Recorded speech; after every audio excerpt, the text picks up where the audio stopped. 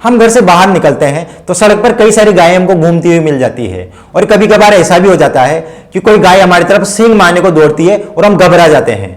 इस वजह से कभी कभी हमें चोट भी लग जाती है, और अगर गलती से किसी के सींग लग जाए तो वो घायल भी हो जाता है। यही वजह है कि लोग जब भी सड़क पर चलते हैं और उन्हें सामने कोई गाय या बैल आता दिख जाए तो बहुत ही सावधानी बरतते हैं और उनसे दूरी बनाकर चलते हैं। हम में से कई लोग ऐसे भी होते हैं जिनकी तरफ अगर गाय ने सींग मारने की कोशिश की तो वे उस पर गुस्सा करने लग जाते हैं और उन्हें पीटते हैं, डंडा मारने लग जाते हैं। हो सकता है आपको उन लोगों का ये बर्ताव सही ना लगे, लेकिन कई लोगों को उनका ये बर्ताव सही भी लगता है और वे कहते हैं कि उन लोगों ने क्या गलत किया, उसे सही तो मारा है, फालतू में थोड़ी मारा है, आगे की सींग गाय ने ही मारा था, तो अगर बदले में उन लोगों ने उसे पीट दिया तो क्या गलती कर दी, पीट कर तो और भी अच्छा ही किया, क्योंकि इससे वो गाय आगे किसी और को सींग तो नहीं मारेगी।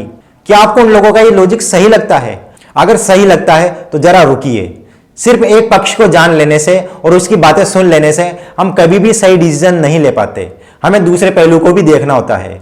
तो गाय को दोषी साबित करने से पहले हमें गाय का भी पक्ष देखना होगा और समझना होगा कि जिस गाय की प्रजाति को भोली भाली और सीधी माना जाता है, आज वो लोगों को सींग मारने पर विवश कैसे हो गई। आपने देखा होगा कि कई छोटे बच्चे गायों के नीचे बैठे बैठे खेलते रहते हैं और कई बार वे उनके थनों को मुंह में ले लेते हैं, लेकिन गाय उनका कुछ नहीं करती, उल्टा उन्हें प्यार ही करती है, उन्हें सींग नहीं मारती। अब अगर आप कहेंगे कि वो तो घर में रहने वाली गाय है, पालतू गाय है, वो तो घर में रहती है तो सीधी हो गई ही, क्योंकि वो तो उन लोगों के बीच रहती है और उनमें घुल मिल गई है। तो यहां मैं आपसे एक बात पूछना चाहता हूं कि फिर वो बाहर वाली गाय कहां से आई? क्या ये पालतू नहीं है?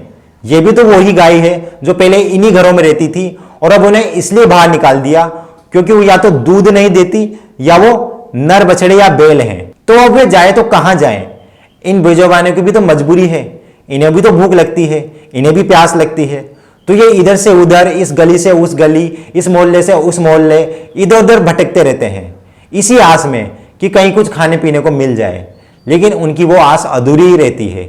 इसी सिलसिले में कई बार ये किसी घर के सामने खड़े भी हो जाते हैं कि बाहर आकर कोई कुछ खाने को दे दे, लेकिन कुछ नहीं मिलता।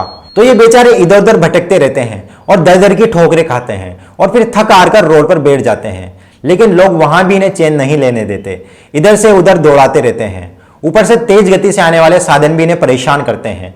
कई बार तो वे इन्हें टक्कर भी मार देते हैं, जिससे कुछ बेजुबान मर जाते हैं और कुछ घायल भी हो जाते हैं। तो दिन भर इस तरह की यातनाएं झेलते झेलते सोचिए इनका क्या हाल हो जाता होगा, किस परिस्थिति से गुजरते होंगे। ये सिर्फ इनकी एक दिन की कहानी नहीं है, ये इनके साथ रोज होता है, जिंदगी भर चलता रहता है और इस तरह धीरे धीरे उनके मन में इंसानों के प्रति डर बैठ जाता है। तो जैसे ही ये किसी इंसान को देखते हैं तो डर जाते हैं कि कहीं हमें पीटने तो नहीं आ रहा, डंडा मारने तो नहीं आ रहा। तो अपने बचाव के लिए ये उनकी तरफ सींग कर देते हैं और इस चक्कर में कई बार लोगों को चोट भी लग जाती है। इसी वजह से आपने कई बार देखा होगा कि आप किसी गाय के पास उसे प्यार करने भी जाएं तो भी वह आपकी तरफ सींग कर देती है, क्योंकि वह डर जाती है कि कहीं ये मुझे मारने तो नहीं आ रहा। उस टाइम आप उस पर गुस्सा करने के बजाय उसकी व्यथा समझिए।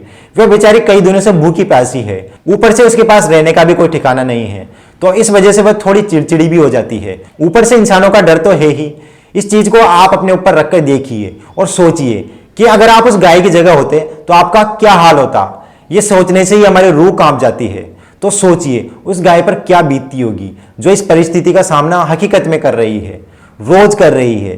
तो जब भी आप कभी रोड पर जाएं और कोई गाय आपकी तरफ सींग मारने की कोशिश करे तो ये सब बातें आपके दिमाग में आ जानी चाहिए। आप उस टाइम उस पर गुस्सा करने के बजाय उस पर दया दिखाएं, और अगर कोई इंसान उसके साथ कुछ गलत करे, उन्हें मारे पीटे, तो उन्हें समझाएं कि वो गलत कर रहे हैं। उन्हें बताएं कि गाय के सींग मारने की क्या वजह है, वो किस परिस्थिति से गुजर रही है। नमस्कार।